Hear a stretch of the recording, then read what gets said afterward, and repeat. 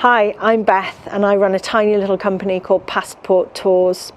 I'm here today in one of my favourite locations in Newport, in St Woolos Cemetery, and I'm here for Newport City Council to highlight some of the interesting stories of people who are buried here, some of the military graves, some of the war graves, some stories you may know and perhaps some that you don't.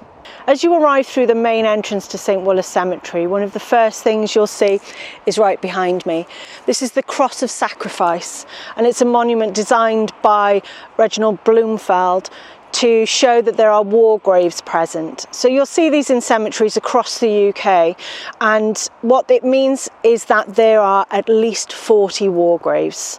Here in St Woolos Cemetery there are around about 500 war graves, believe it or not, and the size of the cross here represents the volume of the war graves that are present in the cemetery. So if you go somewhere and there is a cross of sacrifice, it'll always be at the front, and it's smaller. There are war graves, but there aren't quite so many. So as you can see, this is a pretty big statue, and that represents the sheer volume of people that we lost during the war that are buried here.